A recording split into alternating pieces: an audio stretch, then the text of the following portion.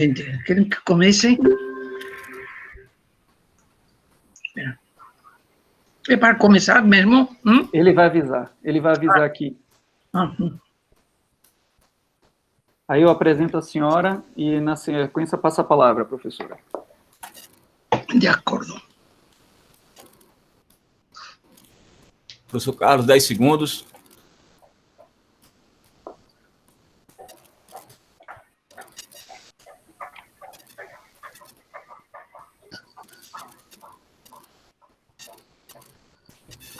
Três, dois, um, estamos ao vivo, professor, vamos lá.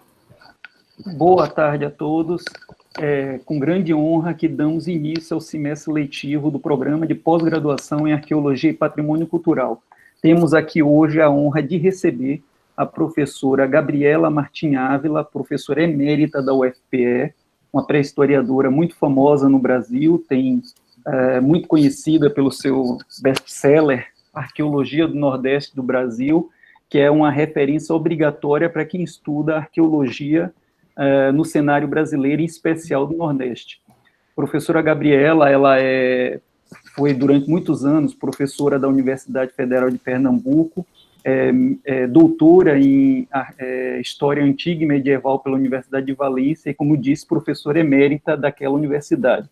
Professora, gostaríamos de agradecer em nome do Programa de Pós-Graduação em Arqueologia e Patrimônio Cultural e da Universidade Federal do Recôncavo da Bahia a sua presença e agradecer a senhora ter aceitado o convite.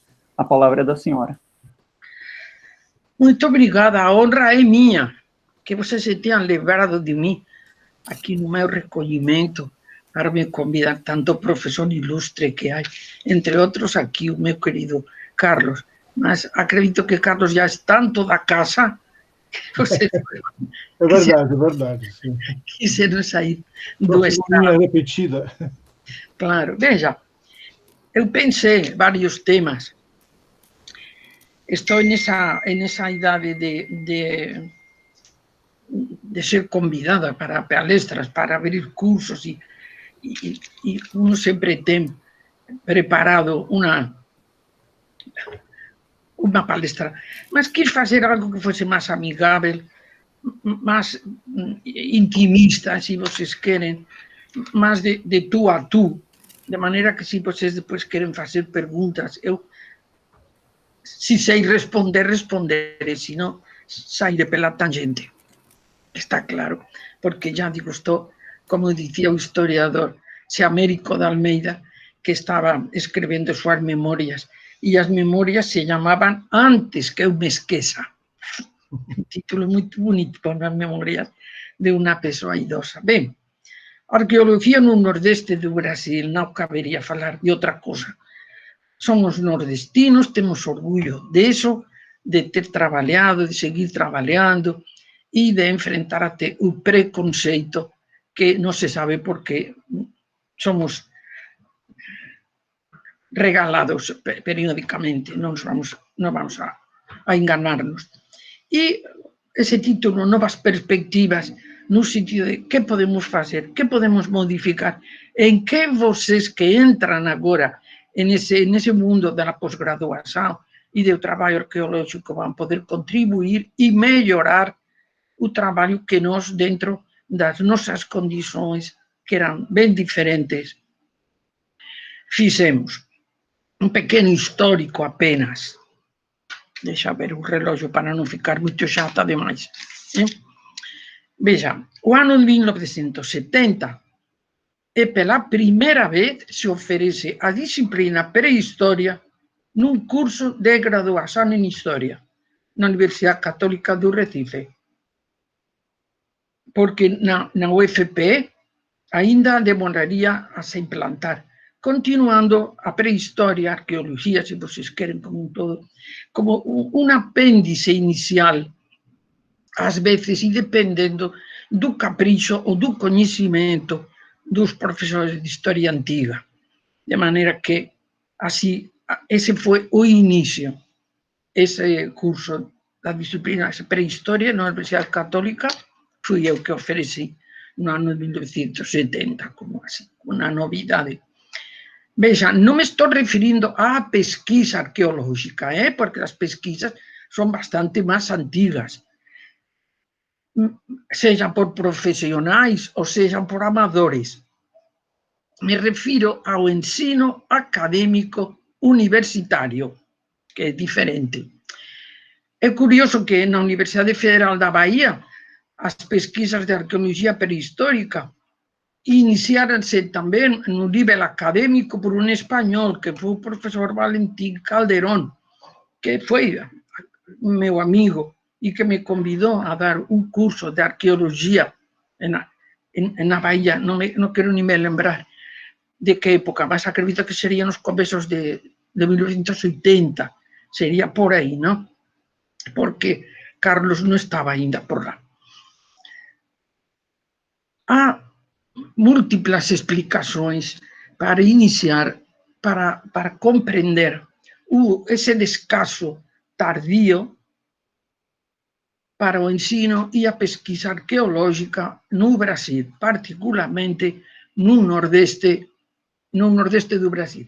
Veja, as universidades no Brasil somente se iniciam depois da independência e da proclamação da República, em quase todos os casos. Houve um desinteresse programado por parte da coroa portuguesa. Os ricos enviavam seus filhos a Coimbra e a população, o povo, não tinha por que aprender. Quanto mais burro ficasse, era melhor para a coroa, porque implantavam os portugueses a súa, digaríamos, a súa cultura, as súas imposições. En fin, non vamos dar unha aula de historia, mas había esa intención.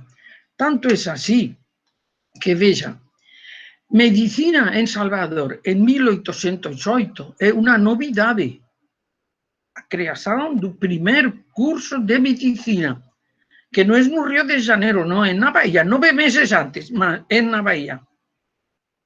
En 1854 é os cursos jurídicos, a Faculdade de Direito na Universidade Federal de Pernambuco, que entonces non era Universidade Federal, era un curso que se creou.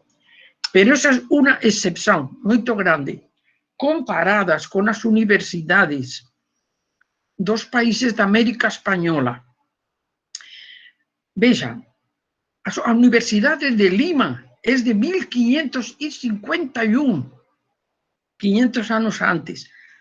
A do México, que foi fundada pelo imperador Carlos V, ainda, e é de 1553, creada en 51 e implantada con edificio e con tudo en 1953, no Virreinato de Nova España. Non estou querendo fazer propaganda da colonización española, non? Que ten sus lados ruins tamén como todo, mas realmente a intención de crear universidades, de formar os futuros directivos, ou como vocês queiran chamar, de gobernaría a América Española, é moito antiga, cosa que no Brasil non aconteceu. Cusco, ya en 1692, lá no alto da montaña de Cusco, en o século XVII, ya se crea unha universidade. E veja que a máis antiga do Brasil, a máis antiga, é de Curitiba, de 1912, diferencias de 300 a 400 anos. De maneira que entra na política da coroa. Não. Que acontece então? Claro, ten erudición, ten persoas que estudan, que ten libros, que compran, e então a erudición, o coñecimento, se reúne nos institutos históricos. Os institutos históricos do Brasil son instituições que foron importantísimas como para acumular, para juntar o saber, a erudición que non daba porque non existían as universidades. O Instituto Geográfico e Histórico do Río de Janeiro é de 1838, el Instituto Arqueológico e Histórico y Geográfico es lo único que tiene ese título de arqueológico, aunque nunca tuve nada de arqueológico, más pelo menos se llamaba así. Es de Pernambuco, que es de 1862. O da Bahía es de 1894. Até hoje é um dos mais importantes, con aquel edificio señorial que tantas veces eu visité, porque quien era presidente era mi amiga Consuelo Pondé de Sena, infelizmente ya fallecida. Existe o Instituto Histórico Geográfico de Minas Gerais, que ya es de 1907, y los demás ya son así, del século XX, de manera... En todos los estados se crearon. Y vos les decía una cosa, luego cuando llegué a Brasil y quise hacer un levantamiento de quién era quién, de quién publicaba, de quién había, eu fiz una pesquisa en los institutos históricos del Nordeste. Fue la que fui na Bahía, Pernambuco, Río Grande do Norte, Paraíba, Maranhão, passeé no Ceará, aonde eu chegava por algum motivo que eu ia para o Instituto Histórico. Há muita informação nos boletines, nos livros, nas antigas publicações. Hoje está tudo na internet, mas faz 50 anos não estava. E muito trabalho, muitas publicações, muito conhecimento está nos institutos e estava nos institutos históricos. Não sei no caso de vocês, mas os estudantes em geral não conhecem o caminho dos institutos históricos. Acham que é coisa de velhos, mas não é não. É um núcleo, é um centro de saber, de conhecimento e de biblioteca. Bem, damos um pulo e então nos encontramos com que se cria em 1951 a CAPES. Todo mundo falava CAPES, mas seguro que se pergunto a alguno de vocês que significa a sigla, tem que ficar pensando. Vou dizer, Coordenação de Aperfeiçoamento de Pessoal de Nível Superior, que foi quem criou os cursos de pós-graduação. Começam os cursos de pós-graduação. Mas vou lhes dizer uma coisa. A história, a antropologia, as ciências da terra e as ciências é outro mundo, não? Mas a arqueologia nem se cogita, nem se fala, não existe perspectiva no Nordeste para pensar em pós-graduação em arqueologia. Existia, é antigo, o curso do MAE, que não é propriamente tanto dado na universidade, já era do Instituto de Pré-História, que tinha criado o Paulo Duarte, do Museu Paulista, que depois se juntaram, e então eles fizeram esse curso de pós-graduação, que é antigo, elitista, restrito, mas que é antigo. Não, exatamente não conheço o ano, mas deve ser dos anos 60, por aí. Mas não, em outras universidades não tem. Se começam, de qualquer maneira, a aceitar dissertações sobre temas de arqueologia pré-histórica em alguns programas de pós-graduação em História e em Antropologia. E algo muito importante, precisamente porque vocês foram sábios e colocaram esse nome na sua pós-graduação. A palavra patrimônio sai do monopólio do IFAM, nas mãos dos arquitetos do IFAM, e como se patrimônio fosse uma propriedade. Nas universidades, a palavra patrimônio não conta em história. Patrimônio são os arquitetos das universidades, do IFAM. Tanto que quando começa a querer se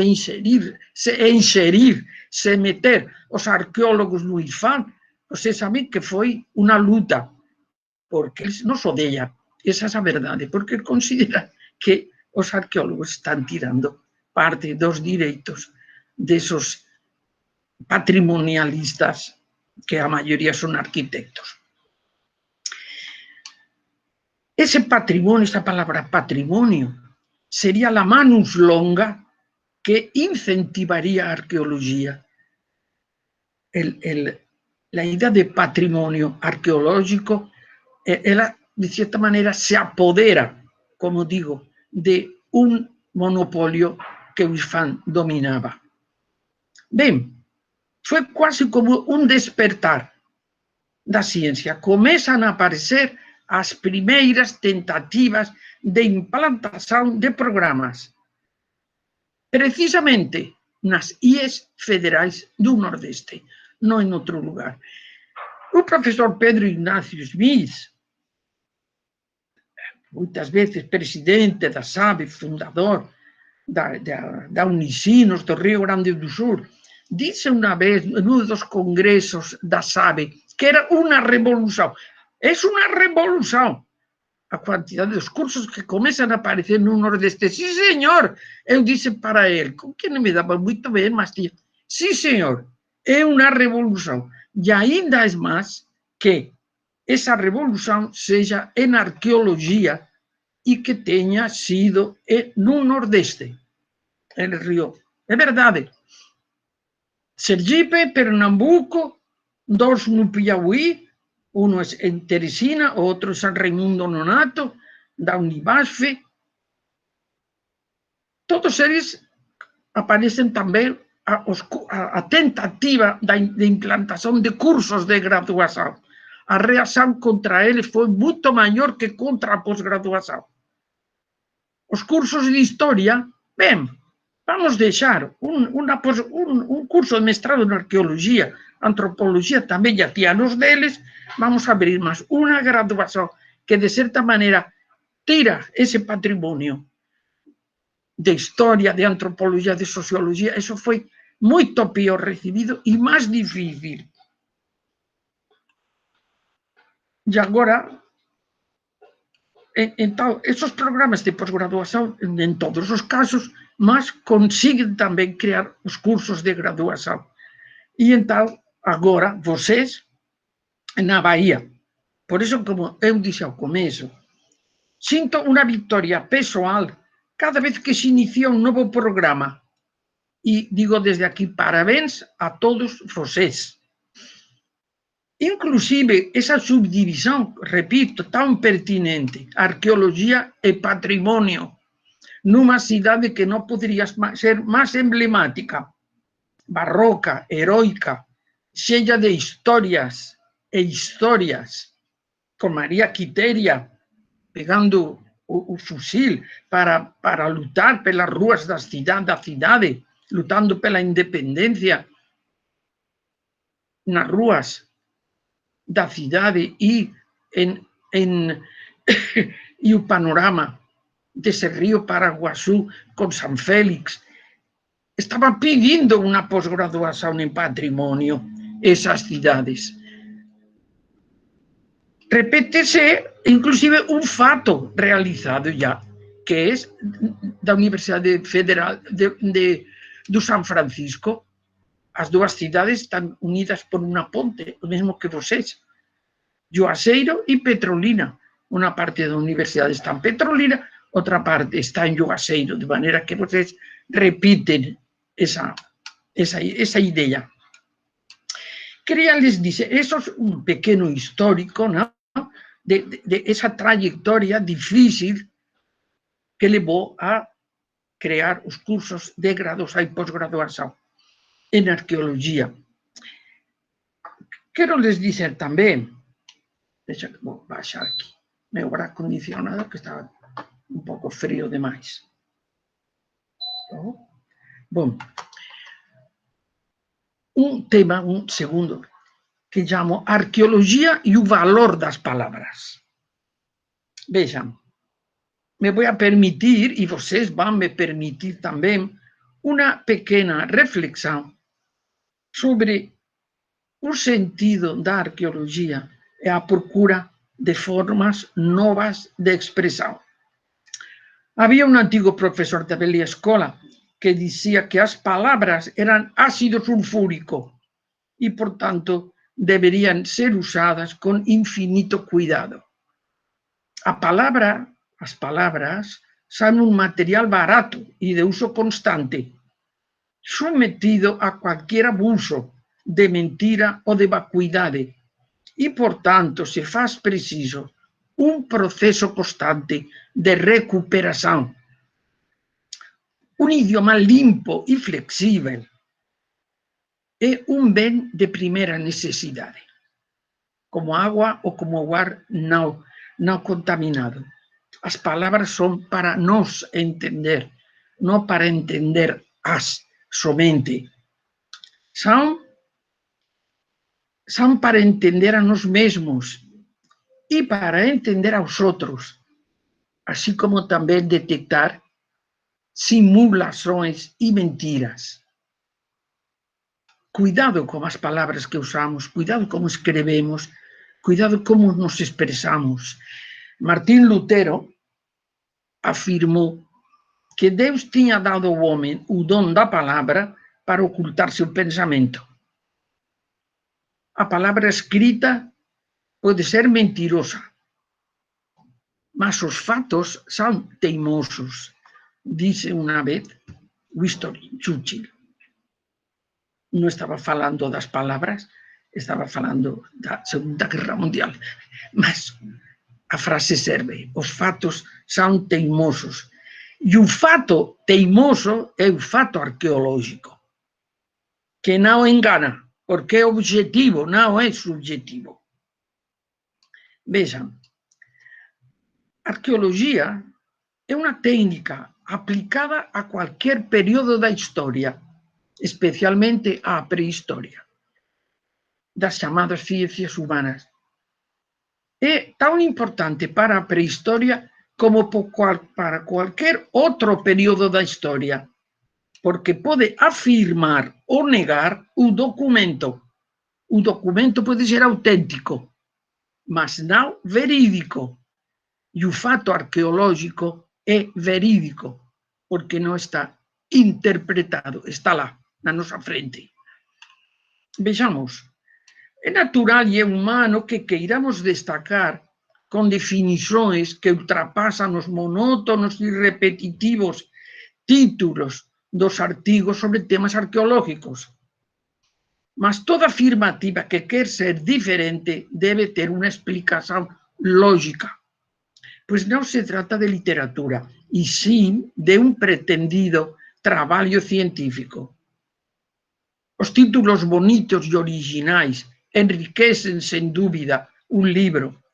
O mestre dos bons títulos foi, sem dúvida, Gilberto Freire, o êxito de Casa Grande e Senzala, sem tirar o mérito do mestre, é o 50% do êxito do livro.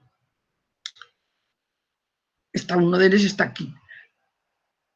Dos gigantes da arte rupestre. Eu escrevi isso e repito. Dos gigantes da arte rupestre, en Magui Pessis e Carlos Echevarne, titulan respectivamente sus más famosos libros Imagen da Prehistoria ou Escrito na Pedra. Há outro belo título também de um livro que foi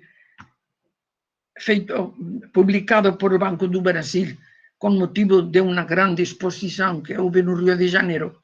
O título é Antes, Histórias da Prehistoria.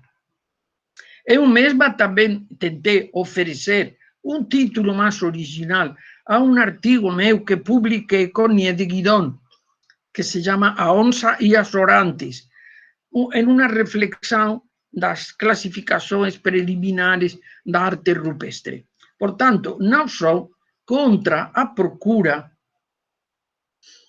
de originalidade. Mas o conselho que quero dar aos futuros mestres em arqueologia e patrimônio cultural é, em primeiro lugar, procurar a coerência entre as suas afirmações, títulos e contextos nas suas pesquisas. Um trabalho científico, se tem um título que quer ser diferente, tem que ter lógica e tem que explicar por que eu chamo assim e não de outra maneira.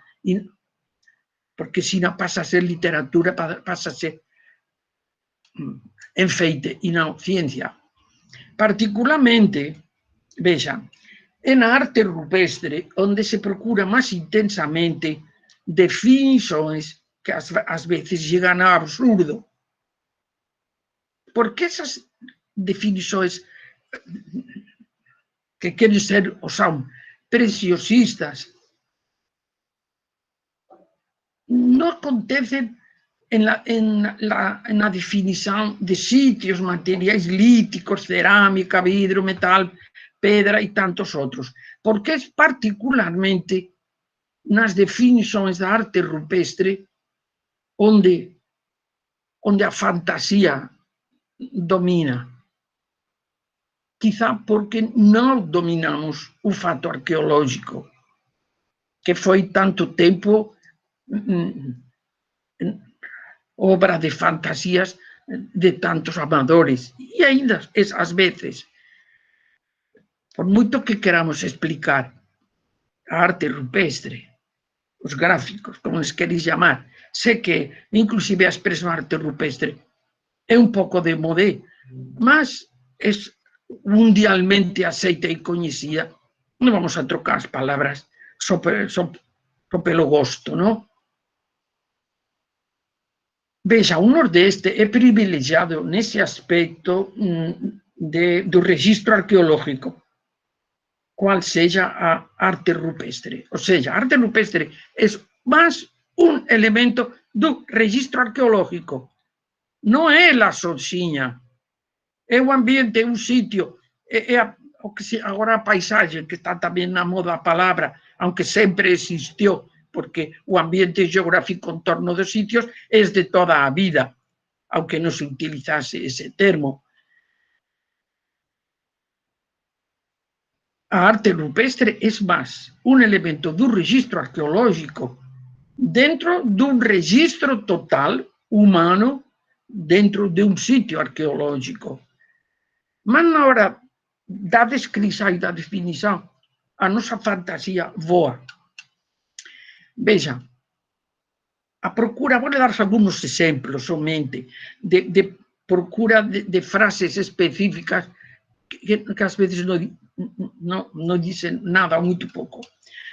Um artículo, História Visual da Arqueologia. História visual da arqueologia. Toda arqueologia é visual, somente quando é teoria, mas se é arqueologia de material, é visual. Na realidade, é um arquivo fotográfico publicado, um arquivo de fotografias antigas, que es lo que se publicó, historia visual. No es que sea contra, apenas quiero decir que esa procura por un termo novo. Ben, ten outra, arqueología, só daré unos cuantos ejemplos, non estou dando autores, ni los títulos completos, ni estou criticando a ninguén, só estou anima registrandi. Arqueología espacial, no tal, análisis e interpretación arqueológica do territorio na vacía hidrográfica de tal. Mas como? Alguna arqueologia non é espacial? Mesmo quando se trata de materiais que estaban en armazén, en laboratorio, antigos materiais, non se tenta colocar ese material espacialmente, porque se non sabemos de onde procede, non ten valor nenhum. Só se ten un valor intrínseco, moito bonito, lo ponemos en unha vitrine ou en un estante. Entonces, toda a arqueologia é espacial porque ocupa espacio en algún lugar. Entón, arqueologia espacial, como se fose unha novidade. Non, non é unha novidade. Ten máis cosas. Metáforas imagéticas. Ten un traballo que se llama Metáforas imagéticas. Que son metáforas? Todos sabemos lo que es una metáfora. Quien no sabe quién es, va al Google y sabe logo. ¿Entiendes? Mas, como se pode dizer en un painel rupestre, por moito figurativo que seja, que son metáforas? Serán metáforas para você? mas a intención de quien lo pintó. No sabemos si eran metáforas. Es también una manera de enfeitar un texto sin mayor, digamos, profundidad metodológica. Y ten máis. Más outra, ten moitas, más eu fiz unha pequena selección. Non trato de ridicularizar, trato somente de dar un consello de o que é a claridade da linguaxe e a sensibilidade e un pouco de humildade, que tampouco faz mal. Narrativas que construen narrativas. Eso también está dedicado a arte rupestre, a painéis narrativas que construyen narrativas.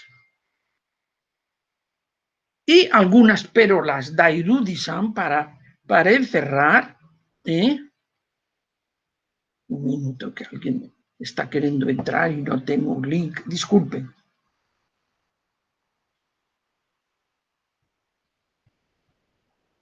Bueno, pues bien.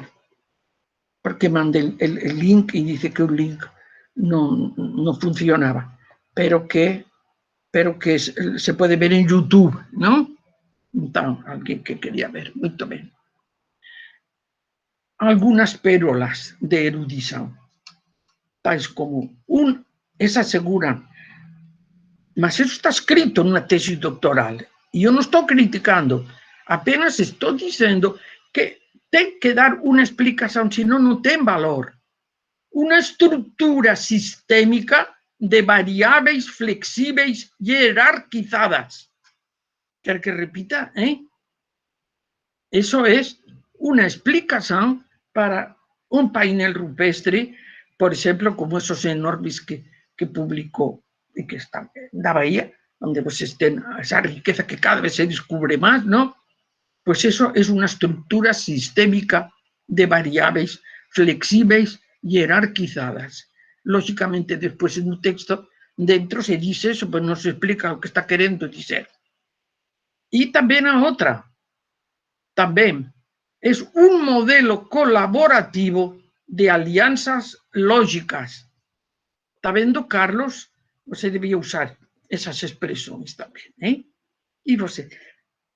No estoy criticando, por favor, no estoy hablando mal de ninguém, apenas estoy diciendo que eso es un pensamiento libre, las personas pueden decir lo que quieran, pero a la hora de escribir tienen que tener lógica y tienen que dar explicación lógica de esas frases tan bonitas.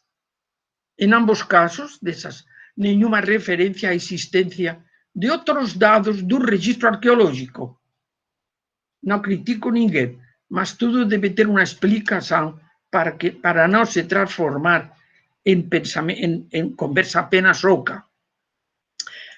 A linguagem bombástica debe ser evitada em arqueologia, em todas as ciências, mas aqui estamos tratando de arqueologia, porque temos tanto material, tanto a escrever, tanto a fazer, que não precisamos enfeitar as frases.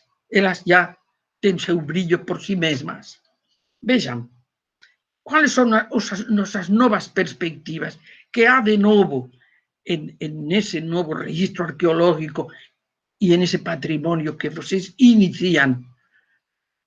Vejam, o escritor Ariano Suassuna comentava com esse humor próprio dele que aos professores, digamos, pioneiros, nos tinha tocado ser especialistas em assuntos gerais. Tal era a falta de maiores e melhores especialistas de cada disciplina. Quando observamos nos currículos vitae dos antigos professores, vemos a quantidade de matérias que se viriam obrigados a oferecer. Eu me conto, entre eles, todo un leque do curso de Historia ya dei de habla. Prehistoria, Historia Antiga, Historia Medieval, Antigua, Moderna, Contemporánea e alguna cosa máis. Pasé por todo ese leque. Hoxe eso non existe máis. Hoxe a especialización é máis respeitada. Os concursos se abren para determinados casos, con o cual ganou a ciencia, gañou a historia e gañaron os profesores que traballan menos e renden máis. Esos tempos ya pasaron y estamos en un século das especialidades y da imagen. As modernas técnicas de registro tridimensional, por ejemplo, para citar las nuevas perspectivas, son más efectivas que cualquier descripción, por erudita que la sea. Arqueología, por imperativo científico, se afasta das ciencias humanas para apoyarse nas ciencias exactas y da terra. El pode ter acontecido cada vez menos espacio ten na arqueología científica. Os dados e os fatos, eses sujeitos teimosos, deben ser contados, medidos, mensurados, con técnicas que a tecnología avanzada nos ofrece y nos obliga. A metrología arqueológica y patrimonial va por ese camino.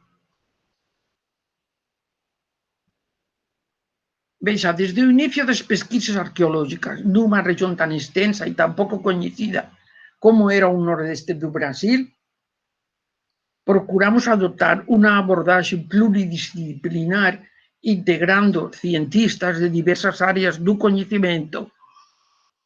Esa interacción continuada entre especialistas das ciencias exactas, das ciencias naturais, do ambiente e das ciencias humanas estruturadas en torno do fenómeno arqueológico resultou na construción de pesquisas interdisciplinares, uno de cuyos exemplos máis significativos é hoxe o Núcleo de Metrologia Arqueológica e Patrimonial da UFP. Para os pesquisadores que participan do conceito de valor da interdisciplinaridade, foi moito enriquecedor trascender os limites de unha única disciplina fragmentada para fundar en temas, métodos e técnicas que desafiaban as tentações interpretativas generalizantes da arqueología. Esa participación creciente, ese empeño en la metrología es sobre todo aquí en la Universidad Federal de Pernambuco, estoy refiriendo, de Ellen Curry, a directora no laboratorio do departamento de energía nuclear, y de Emma Guy-Pessis, que juntas se empeñaron en crear ese núcleo de metrología necesario para que a nuestra disciplina arqueológica possa ser chamada científica. Gostaria de passar a vocês os princípios que nortearon, os princípios teóricos que nortearon a creação desse núcleo e que é válido para qualquer momento da pesquisa arqueológica. Por exemplo, a crítica permanente. Não tenham medo de enfrentar seus mestres, os respeitem, os tratem bem. Mas não tenham medo de enfrentar, porque não têm a sabedoria total. E se deve de contestar e se deve de perguntar. Sempre com educação, mas se pode. Ou seja, a crítica permanente. 2.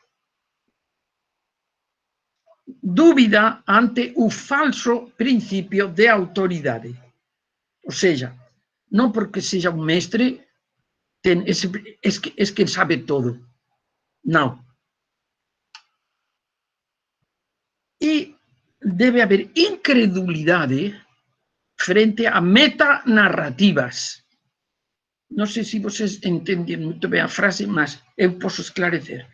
Incredulidade frente a metanarrativas. Que são metanarrativas? Narrativas del total.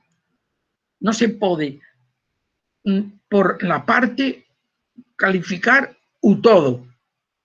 No, esto pasó en este lugar da Bahía, onde vocês están. No significa que pasó 1000 kilómetros más para lá. A metanarrativa não é válida. O dado não é científico. Que toda teoría, que toda teoría puede ser derrubada o ultrapasada por outra mellor. Ou seja, a teoría non é unha pedra angular. A teoría pode ser contestada e pode ser ultrapasada por outra teoría que será mellor. E iso non só o que estou dicendo, é de Mario Burge, o grande mestre da teoría. E que toda... Bien, e son 4 puntos que yo marqué. O máis importante é que a ruptura epistemológica non é un monstro de 7 cabezas. Cando ousan falar ruptura epistemológica, non fiquen dicendo, Ave María, ese profesor vai querer o que? Non, porque é moito fácil. Sabe que esa ruptura epistemológica? Pois é simplemente tentar ultrapasar o coñecimento do cotidiano para se chegar ao coñecimento científico. Un paso á frente dentro do traballo, dentro da pesquisa, é unha ruptura epistemológica.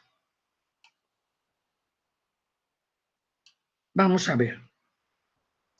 E es precisamente para poder conseguir esa ruptura epistemológica da saída do cotidiano para o científico que precisamos do auxilio das outras ciencias, coñecidas con un nome, é un nome un pouco grandilocuente, que se dice propedéuticas.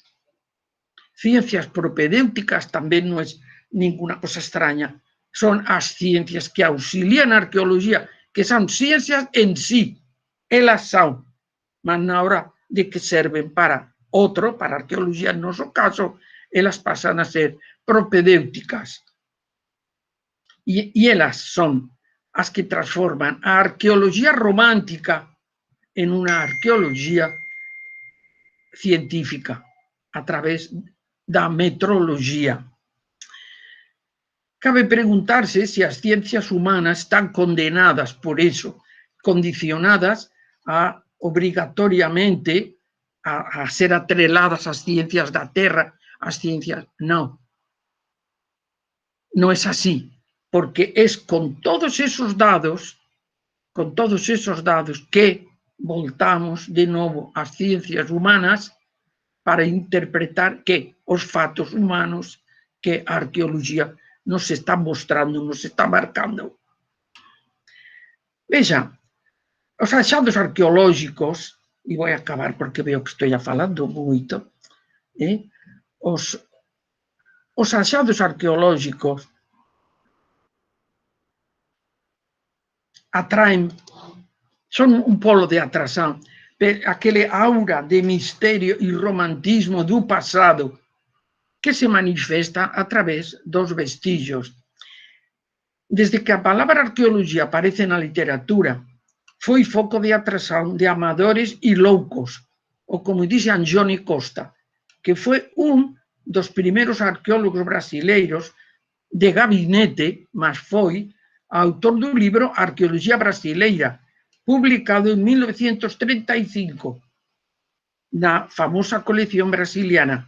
Hoxe está toda online, todos os 500 e tantos números. Palabras de Anjoni Costa. Eran visionarios que viran fenicios, etruscos e gregos nas gravuras riscadas nas pedras deses sertões inmensos. E eu digo, nada menos romántico que un laboratorio metrológico onde se tenta desvendar a verdade sobre un pasado que ya non existe. A descoberta de sitios arqueológicos tense incrementado moito nos últimos tempos e o universo imagético crea un nivel particular e preciso até que se consiguen os primeiros resultados. Trátase de aprofundar os análisis das clases estilísticas derivadas que permiten extrair conclusões de carácter geral e propor explicações tamén gerais. O acervo gráfico maior disponible na actualidade viabiliza tornar as conclusións gerais en hipótesis e seren estudadas en niveis analíticos precisos. Ten todavía moito texto, pero non quero ficar un pouco demasiado chata. E vexan, digamos que un paso a frente metrológico, a ruptura epistemológica do coñecimento se consigue, lógicamente, con os numerosos laboratorios científicos que existen hoy, que existen nas universidades. O ideal é que nós, arqueólogos, teñamos un noso en noso departamento, pero para inicio de conversa é difícil, o material é moito caro e entón recurrimos a outros que nos ayudan e así. Vexa, todo ese traballo que, vexa, en relación a un detalle, porque non quero me estender moito, todos os anos son sitios rupestres desaparecen, son estragados, se estragan, se acaban, a xuva, os detritos de animais, o vandalismo e todo iso. Están condenados a desaparecer e temos que salvarlos. Por moito que inclusive en un parque nacional donde está vigilado Serra da Capibara, os outros parques, mas a deteriorización é natural contra os elementos dificilmente se pode lutar. Entón, que podemos facer? É tentar copiar de unha forma georreferenciada de alta resolución. Hoxe existe todo un instrumental que é máis portátil e que nós já temos iniciado, acredito que vocês tamén, en todo ese alto e grande sertão da Bahía cheo de pinturas por todas partes. Como curiosidade, mas non significa que non vamos a respetar as cosas que se consiguieron e se copiaron en outros tempos e que algunhas ya ten desaparecido. Vou les mostrar, a terminar, un pequeno catálogo, vexa, arte e natureza na prehistoria.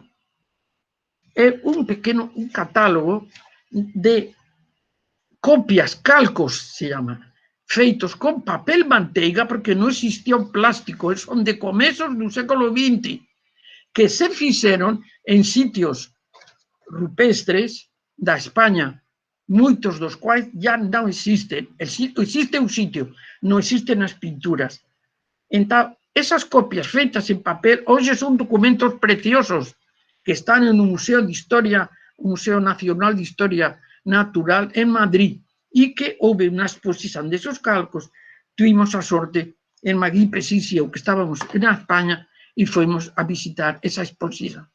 Por iso, guarden todo, fotografías antigas, deseños, todo. Outro exemplo, e encerro, hoxe está georreferenciada e con o máis moderno sistema, o que é o grande painel do sitio Casa Santa no Seridó.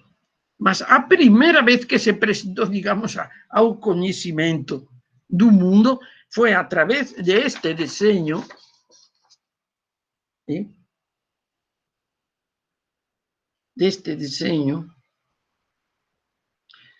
que modestamente eu fiz con plástico, como todos facíamos, porque fotografar era imposible. Claro que há fotografías, a idea do painel completo non se podía ter. Hoxe sí. Hoxe, entre a fotografía digital e a fotografía tridimensional e mil sistemas, pois esteve toda a disposición, mas non era o que nos tiñamos non faz tantos anos, faz 50, é bastante, 40, 30, mas era así. E agora outro exemplo que les vou dar. A arte rupestre, a gravura, a pintura, como elemento do registro arqueológico, é moito importante, mas o contexto onde está? E o que se pode dizer en materia de as ciencias humanas é máis importante que ele en sí. Vexan esta fotografía. Só les mostro. Me dixeron que se podía facer unha proyección, mas non se facer. Entón, eu les mostro de meu xeito. Como... Vexan, é unha gravura como outra. A parecer, se podería identificar no medio rescado un bicho, así un cuadrúpede, e outros son como así, cópulas ou golpes na pedra. Há miles por todo o Nordeste, iguais ou parecidas, mas esa está no fondo da escavação de máis de 5 metros de profundidade, do sitio do meio. É inédita, non foi publicada ainda. Estou les mostrando para que vocês vejam, porque essa foto fui eu que fiz com outras pessoas. Fui lá e até veio un profesor que é un geoarqueólogo, que estudia, e un geólogo, para ver se eran marcas reais, se eran, digamos, antrópicas, e non eran. Pois ben, o sitio do medio non precisa que eu fale del, non? Lá no Parque Nacional, todo mundo coñece a estratigrafía, o que se ten publicado, inclusive desde o ano 74, que se fez a primeira publicación, Nia de Guidón con Margarida Andreatta. Ya te saíron tesis, ya saíron até brigas con franceses e con, entendeu que... Mas eso es unha gravura, se llegou porque Nia de Guidón, teimosa, dixo, non acabo até que non chegue ao chão, ao fondo, e toma tirar blocos caídos e toma retirar cosas, e chegou a base do sitio. E na base do sitio existe esa gravura. Só que a estratigrafía que toca o solo foi datada de 14.000 anos. De que época a gravura? Ni se sabe. Pode ser anterior, pero non é posterior. Entón, a importancia desa gravura, non é esa gravura en sí, que é como tantas outras, mas é o sitio onde está, a posición, como foi realizada, como caíron tantas ocupações posteriores até chegar onde están as pinturas coñecidas do sitio do medio, da tradición nordeste, lá encima, desde os 5 metros de altura. Quantas persoas, quantos grupos pasaron por lá? Aí está a importancia. Daí que o registro rupestre é máis un elemento do registro arqueológico, non é ele sozinho. Ele ten que ser colocado dentro de seu entorno. Ben, non quero continuar porque ya levamos unha hora e se eu continuo con todo o material que eu preparei, vocês van sair da reunión e van ficar con odio de mí, non quero que fiquen. Entón, somente para encerrar, eu teño aquí, existen dentro das ideologías, o discurso da ideología que nos ataca a todos en todas as ciencias, arqueología de género. Recentemente se fala até de arqueología cibernética. Non me pregunten que é que non sei, non. Sei que há alguén que está traballando sobre iso, serían, e até unha entrevista de un americano que está traballando sobre iso. Eu non sei de nada, apenas estou lanzando para que vocês pesquisen que sería esa arqueología cibernética. Ben, para encerrar, o traballo en equipe é imprescindível na nosa hermenéutica arqueológica. Non há arqueólogo sozinho, isolado. Ten que traballar en equipe, ten que escutar aos outros e ten que trocar ideas. Esa é a nosa hermenéutica. E faço mías as palabras de Monteiro Lobato. Un país se faz con homens e con libros. E eu aí vou acrescentar máis unha feminista. E tamén con mulleres e con laboratorios. Obrigada por ter-me escutado pacientemente. Obrigado, professora. Muito boa a fala da senhora. Gente, vocês gostariam de fazer perguntas à professora? A professora, enquanto eu espero aqui as inscrições, eu queria fazer uma pergunta à senhora. O que a senhora acha, sobretudo para os estudos de arte rupestre, da aproximação, eu falo aqui da arte rupestre no Nordeste do Brasil, porque essa pergunta que eu vou fazer à senhora já tem algumas aproximações feitas no Chile, na região amazônica, das teorias socioculturais, antropológicas, com as teorias arqueológicas para tentativa de interpretação da arte rupestre. Veja, para começo de conversa, a arte rupestre não se interpreta, ou não se deve interpretar, porque foi feita por grupos que não sabemos quem eram, não os conhecemos, raramente os podemos conhecer, e eles tinham um pensamento e nós temos outro. Podemos identificar o que existe, podemos fazer 1000 coisas. Se fazem tabelas, se fazem comparações, mas interpretação é falso. É falso. É como se não tivéssemos a pedra de Rosetta, um dia tem que aparecer, não? Alguém que pega um painel rupestre e depois escreveu a história, que tem que ser a mesma pessoa que o pintou, que pensava assim. Mas veja, depois, quantas vezes são repintados? Agora voltamos à metrologia, alguns fragmentos que se caíram dos sítios em Parque Nacional. Bueno, es una perda, mas por lo menos fueron achados. Y están en el laboratorio, una parte aquí de meteorología de la Universidad Federal de Pernambuco, también en un laboratorio de registro rupestres da Fundam, están sendo estudados, se puede hacer láminas muy finas, y nos cuales se ve no solamente un pigmento, sino cómo fue aplicado, cuando hay retoques, y muchas veces fueron repintados. ¿Y fueron repintados por quién? ¿Por los mismos? ¿Por otros? ¿Y cuántas veces encontramos superposiciones de figuras? ¿Y se va a interpretar como qué?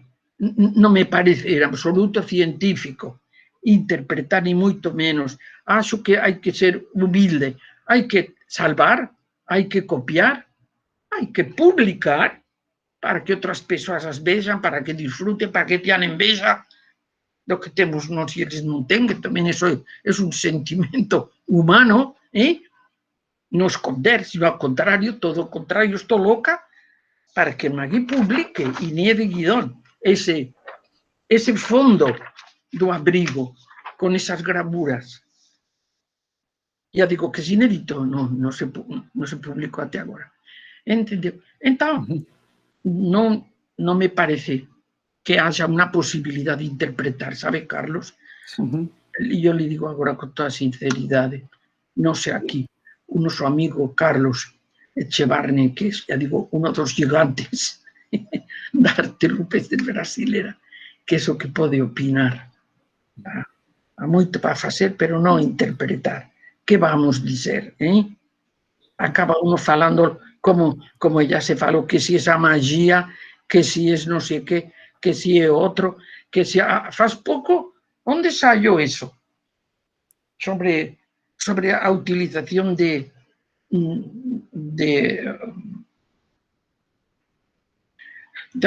alucinógenos, como se fosse a gran novidade, mas isso já o sabemos faz muito tempo, entendeu?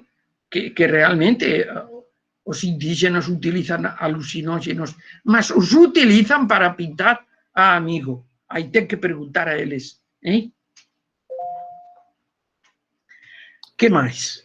Professora, temos aqui inúmeras manifestações. Na transmissão, temos mais ou menos 120 pessoas assistindo a senhora nesse momento, juntando aqui com o pessoal lá no canal do YouTube da UFRB. Temos muitos colegas aqui, queridos, professor Albérico, professora Conceição Lage, a Heloísa Bitu, colegas aqui manifestando carinho pela senhora, as saudações. Temos perguntas aqui também pelo chat, professora Edith Pereira, tá? Ana Luísa Nascimento, Tainã Moura, todos aqui manifestando as boas-vindas e a alegria de vê-la aqui. Mas temos perguntas aqui também no chat. Deixa eu procurar aqui para passar para a senhora. A Heloísa Bitu faz um registro. Boa tarde, diretamente do Cariri Cearense. Que momento ímpar ouvir a senhora, a doutora professora Gabriela Martim, orientadora de nossa saudosa Rosiane Libanverde, que eu tive o prazer de ser colega lá no mestrado. Que pena, hein? Ela a morte prematura. A professora Edith Pereira faz aqui o registro de que a informação mais antiga de arte rupestre na Amazônia encontrei em um boletim do Instituto Histórico e Geográfico Brasileiro, fazendo referência ao momento que a senhora chamou a atenção sobre as pesquisas no Instituto Histórico. Institutos históricos, isso mesmo. Ela fez um levantamento, a primeira foi quando fez o mestrado, a orientadora dela foi Magui, e ela fez um trabalho não de campo, sino de levantamento da quantidade de publicações, e inclusive, agora me lembro, um livro, eu gosto de comprar livro raro, livro estranho, e há um livro que se chama, como é? Algo de... Eu tenho ele por aí, mas, enfim, foi um sábio da época que fez a tradução de todas que encontrou gravuras encontradas na Amazônia, só que eram letras gregas, traduzia, transformava as letras gregas e lia, e se chama, depois são 2 grandes volumes que ela chegou a ter, porque existia no Instituto Histórico de Pará, não sei onde, eu tenho esses exemplares, entendeu? E ela pesquisou, porque acontecia o seguinte, ele fez a tradução, mas os desenhos estão lá. E a Edith pegou esses desenhos e de outros muitos livros e encontrou muita coisa que depois teria que ir a procurar, logicamente. Mas diga, que bom que está, minhas amigas. Temos aqui o registro do pessoal da arqueologia da UNEB, explicando que lá na divisa com Pernambuco tem um curso também de arqueologia, em Petrolina, no lado do Velho Chico. Ela diz, a UNEB também tem um campus em Juazeiro, coladinha Petrolina no Velho Chico, além da Univasf, né? Sim, deve ser uma universidade estadual.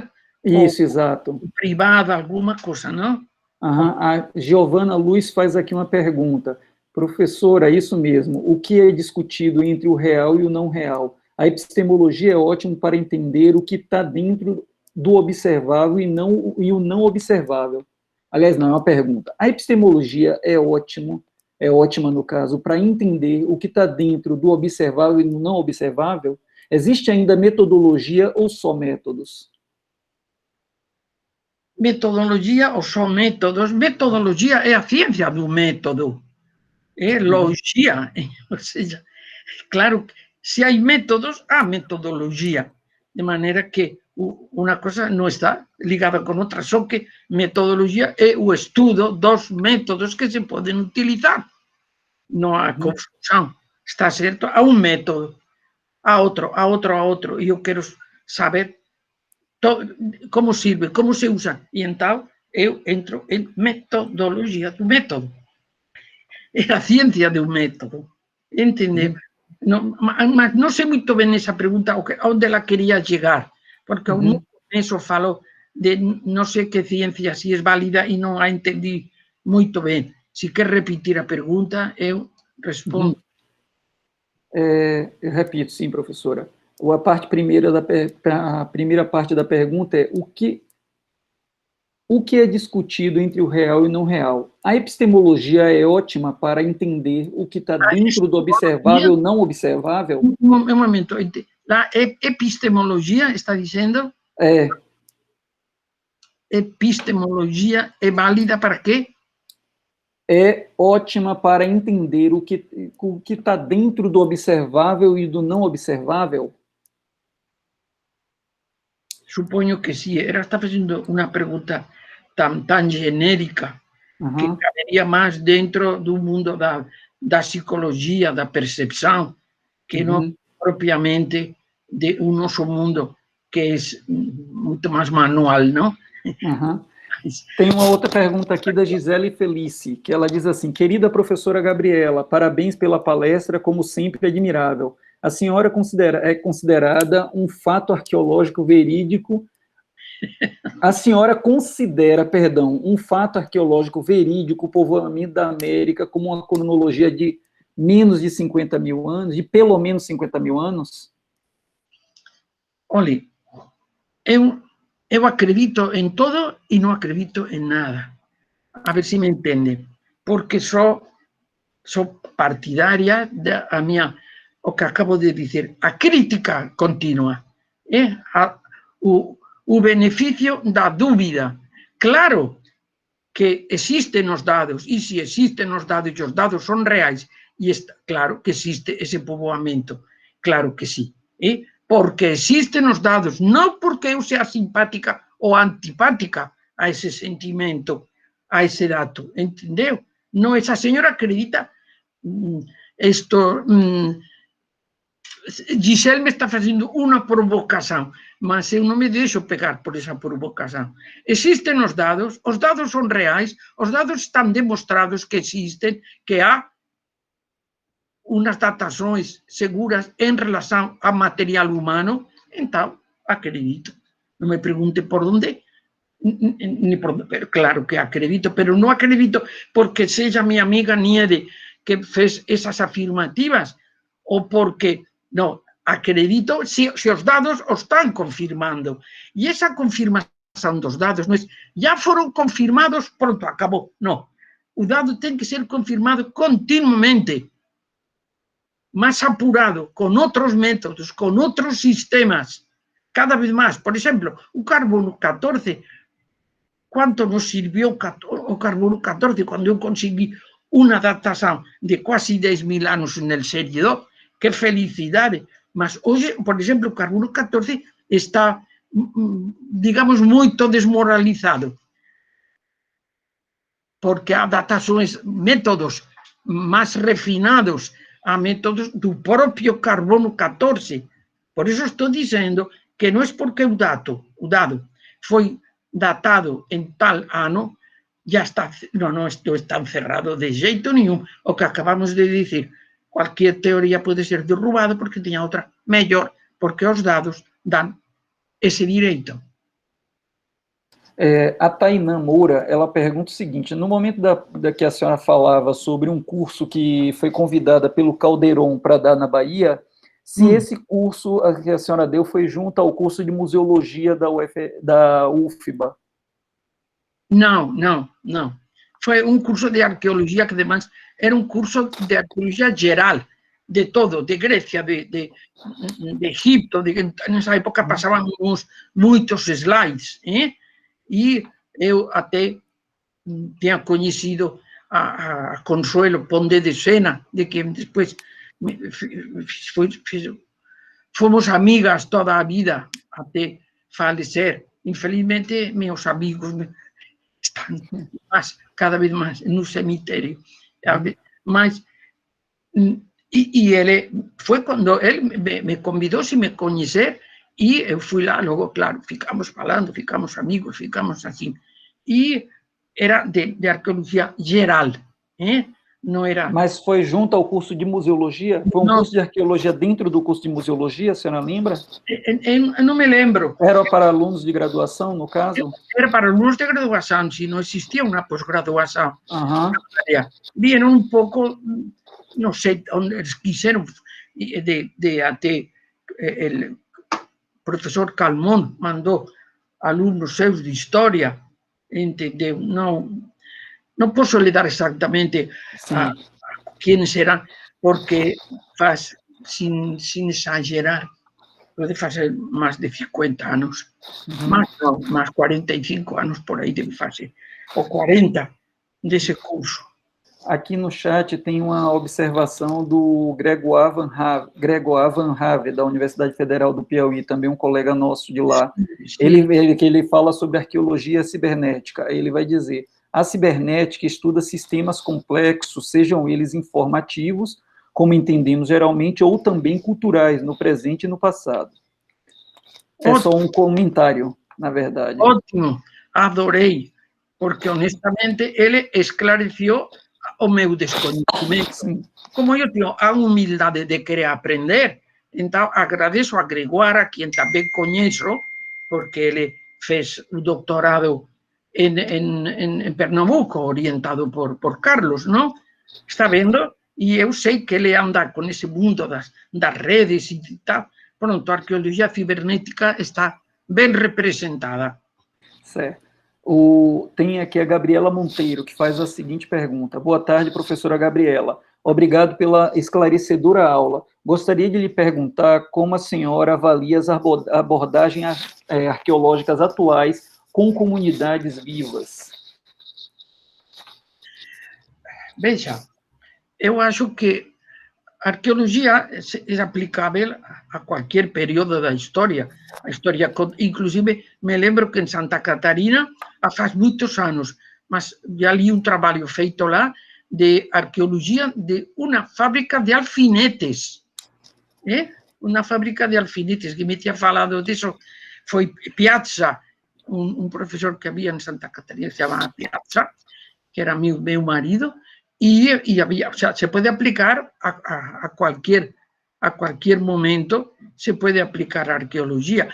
Mas, veja, entre poblaciones vivas, me parece que sería más antropología cultural, sería más etnología, más etnología.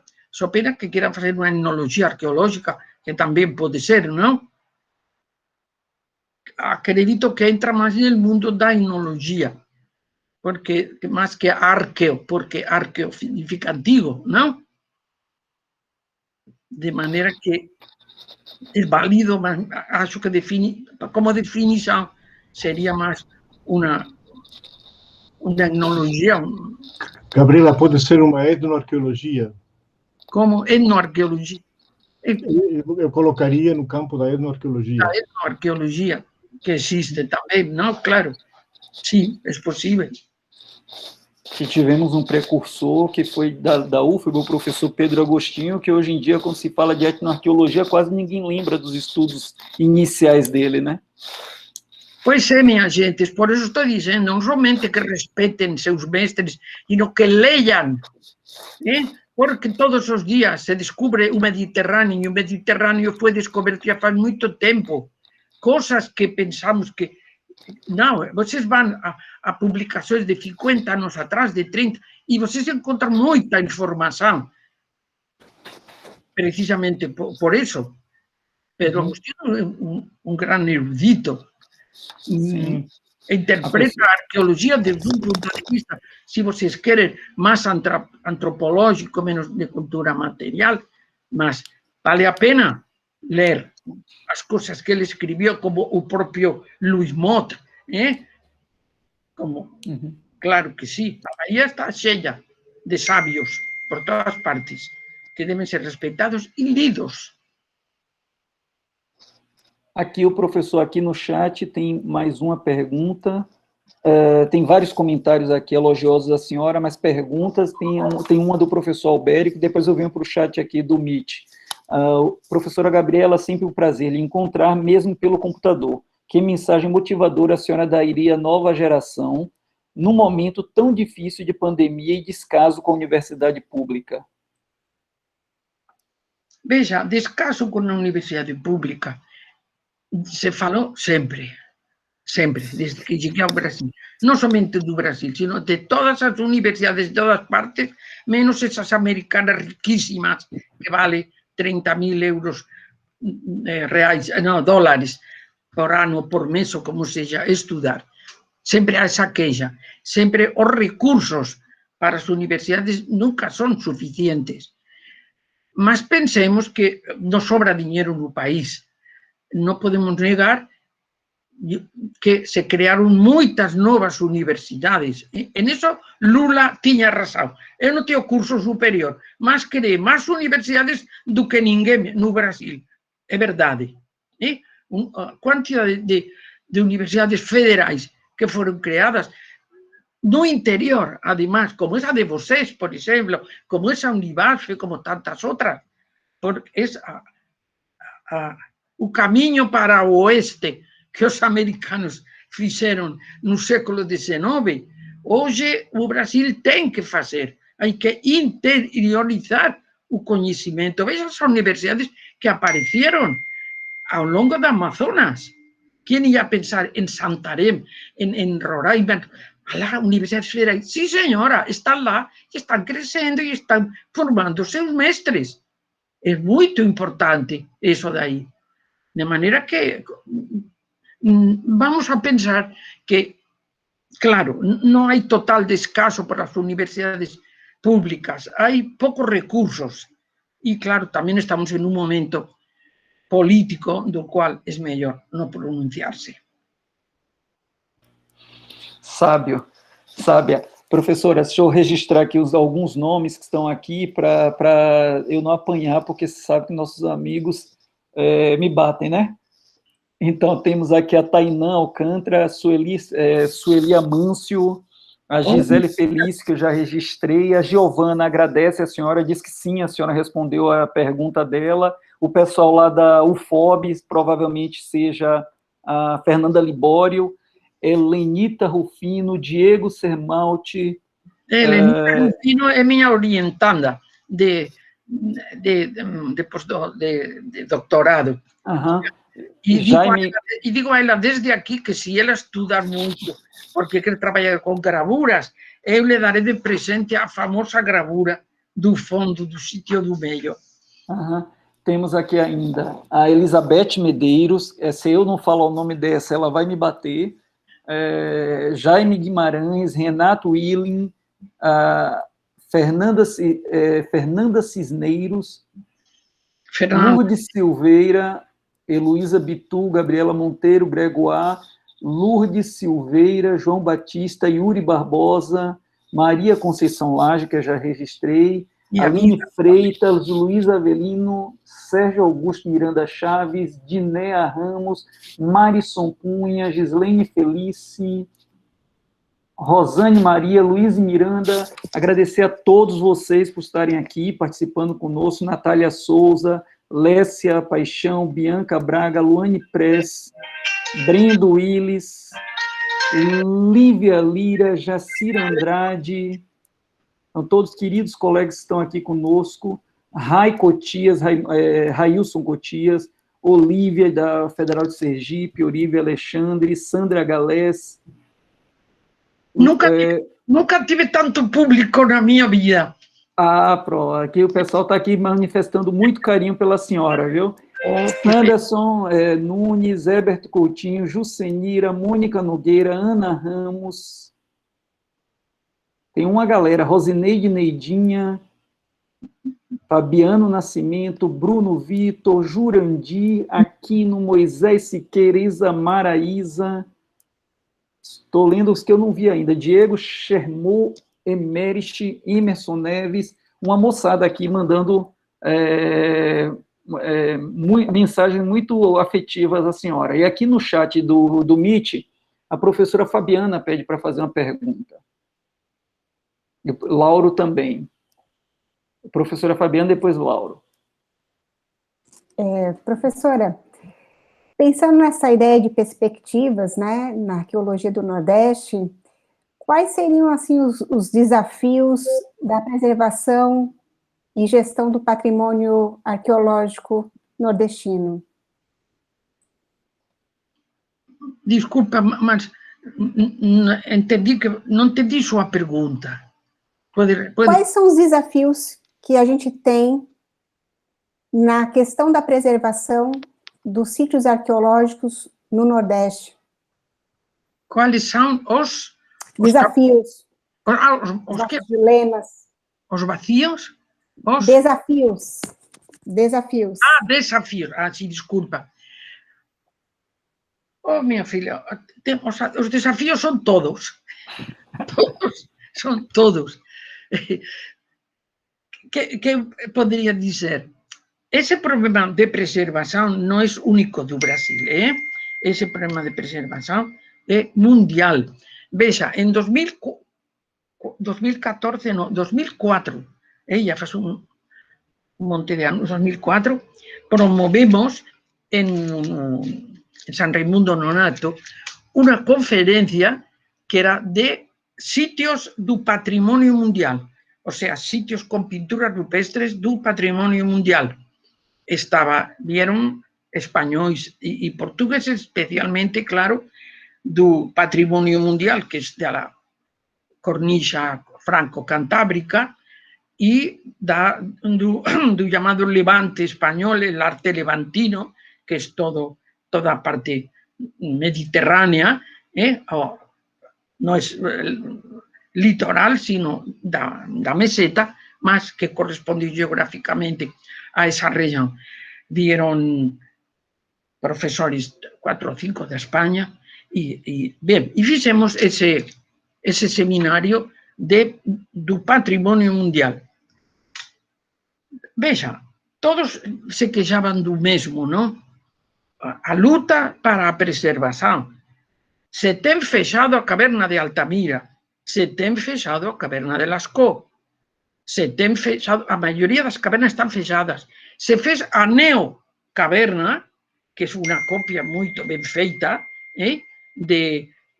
da caverna de Altamira, os mesmos que fixeron a reconstrucción, non esa reconstrucción, a copia, por así dizer, estiveron aquí no Brasil, cando non tínhamos ainda os aparellos e as cousas necesarias para facer toda con unha parafernalia tremenda que eles trouxeron.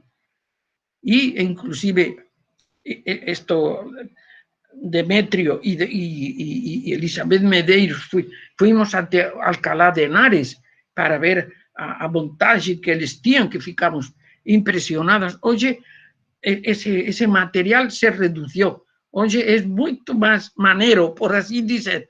Podemos chegar aos sitios, podemos escanear, mas na época, estamos falando de bastantes anos, era máis aparatoso. Todos se queixam do mesmo, da dificuldade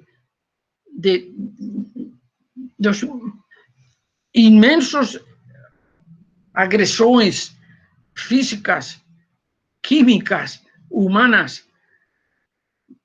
É um mundo muito difícil de ser conservado. Essa é a verdade. Então, temos que trabalhar com o que temos, com os materiais que se possam utilizar. O melhor sistema, por enquanto, é isso. É o escaneamento com alta resolução, que permite reproduzir, que permite guardar os resultados, o que existe. Vocês têm um exemplo, é muito fácil, existe um vídeo muito bonito, que está, qualquer pode abrir, porque está em YouTube, mas está também, o link está na revista Clio. E então, o trabalho que se chama captação tridimensional de registros rupestres do Parque Nacional Serra da Capivara. Estudo muito bonito, é espetacular. Isso é muito caro e difícil de fazer, de reproduzir assim. Mas o registro em si se registra e se guarda. E o dia que se tem dinheiro, tempo para fazer, esse mesmo trabalho que se fez com esses sítios se pode fazer com todos. Mas o importante é registrá-los e se guarda em um específico disco duro até. E isso mesmo vocês têm que fazer também na Bahia. Isso tem obrigação de fazer. Nem Carlos nem eu temos mais disposição de começar a subir-nos lá nas pedras. Eu, por lo menos, não tenho. Não? Posso chegar, se me levam de carro, está pertinho, ainda vou. Um dia eu me empenhei em ir, fui com ele para ver a onça branca e aquelas 3 figuras que eu chamo das orantes, para fazer um artigo. Mas não tenho mais condições físicas de andar horas e horas atrás de um sítio. Assim, lamento profundamente, mas vocês têm que fazer. Não somente os que podem, os que devem, e têm a obrigação de fazer. Isso enquanto ao patrimônio, enquanto à defesa do patrimônio. Mas enquanto à arqueologia, não basta copiar, não basta salvar. Tem que encaixar esses sítios e essa dentro de um mundo pré-histórico, um mundo arqueológico. Senão, são umas pinturas que estavam lá. Aí está outra das maiores dificuldades. Esse é o recado que posso mandar, não? Perfeito. Que trabalhem, que lutem e que quanto ao descaso é mundial. Todo mundo se queixa, em todas as universidades, de que há poucos recursos. A verdade é que há muitos, só que se precisam mais. Porque a população cresce, a população brasileira é muito jovem, mas muito jovem mesmo. Assim como a população espanhola é cada vez mais velha, porque não nasce, a francesa também, a Europa envelhece, mas o Brasil não, o Brasil está cheio de jovens. E são esses jovens que têm que botar as mãos na massa e salvar o patrimônio, esse que vocês acabam de criar na sua universidade, que eu achei ótimo. Obrigado, professora. Olha, temos aqui registrando também o Carlos Xavier, da Federal da Paraíba, também aqui faz saúde da senhora. A Aline Freitas. Ele trabalha com semiótica.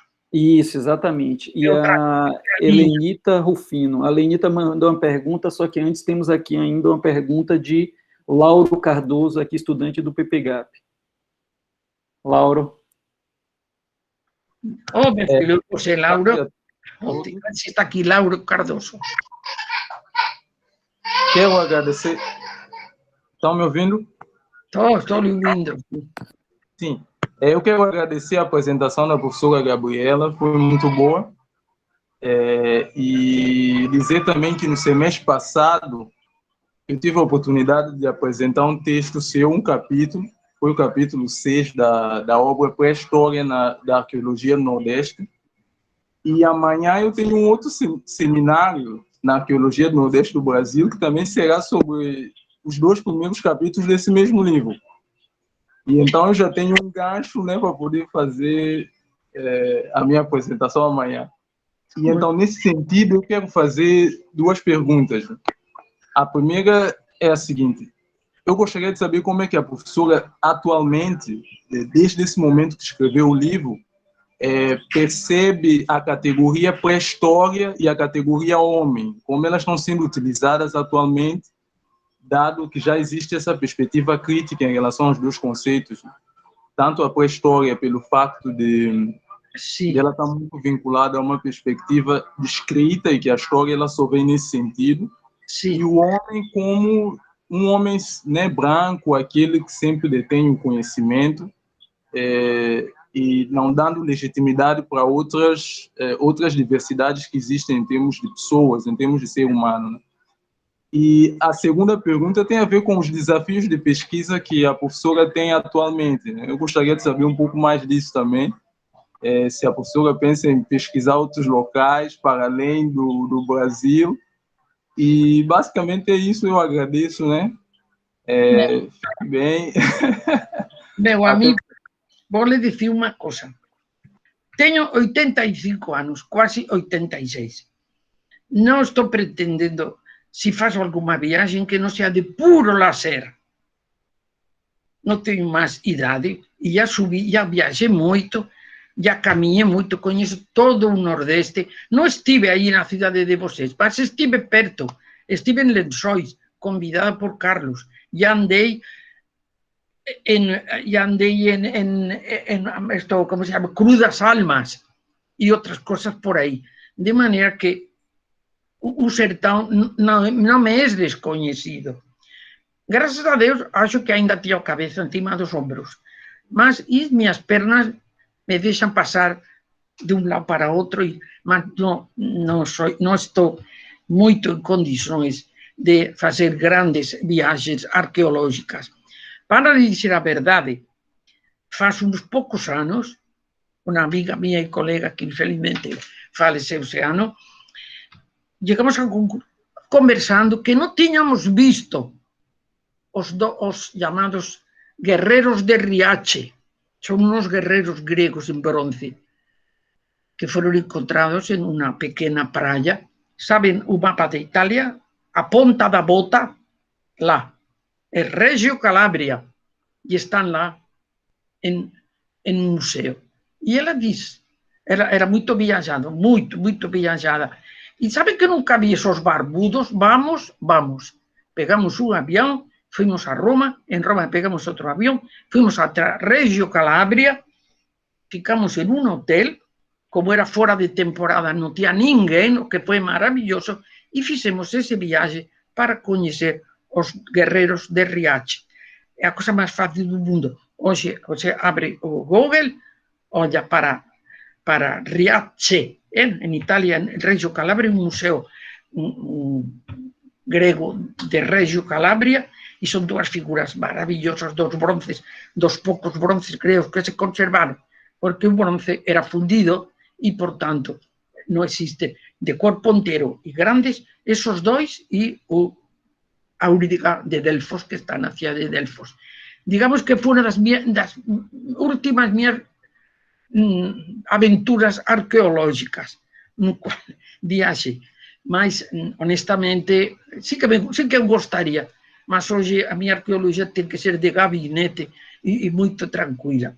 Eso por un lado. No outro, você fala do homem. Olhe, para arqueólogo, para o historiador, para o cientista, o homem non ten cor de pele, o homem non ten raza. Inclusive, esa invención de raza é falsa. Hoxe non se pode máis usar. Non é ni políticamente correcta, entendeu? Porque non existen razas, somos todos iguais.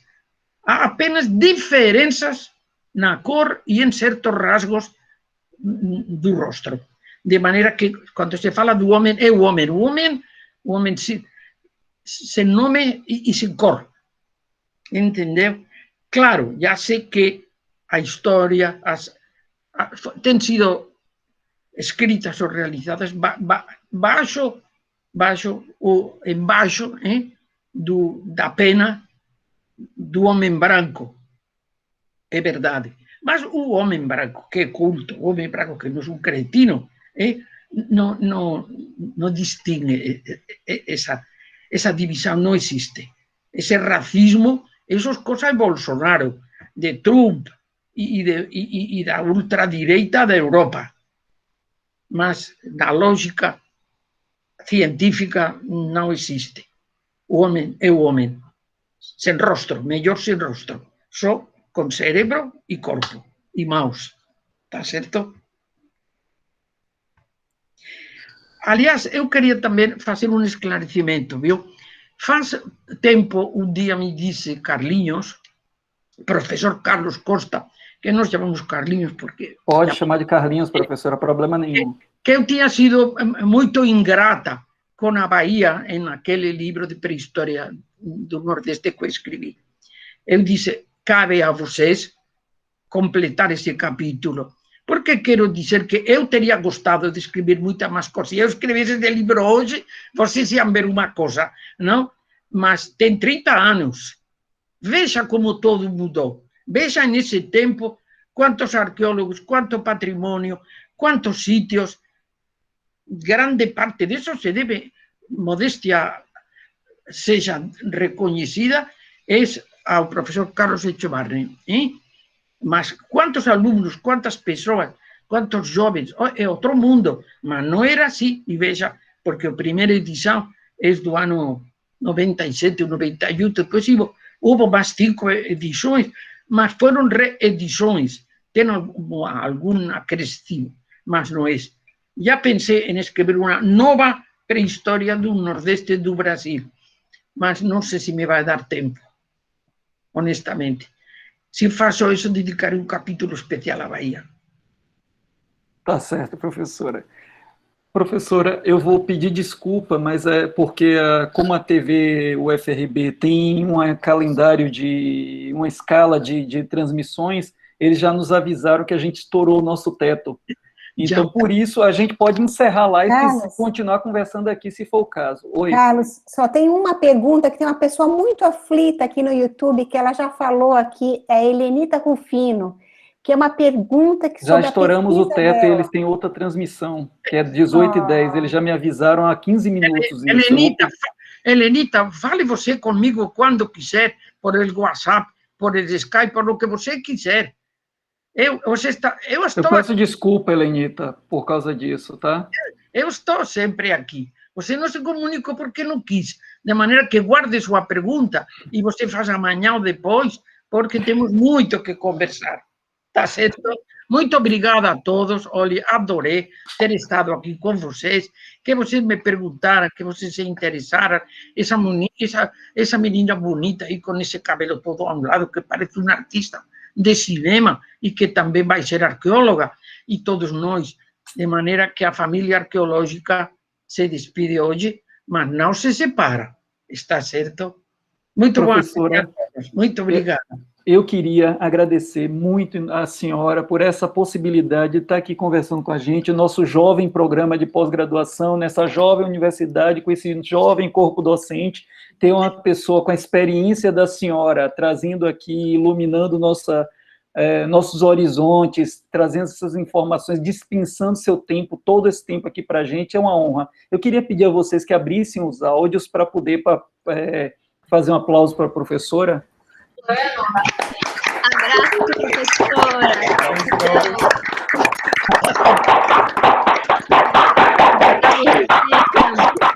Então, assim... de Gregório Bezerra, de Paulo Freire, terra também de Gabriela Martins. Muito boa tarde, queridos.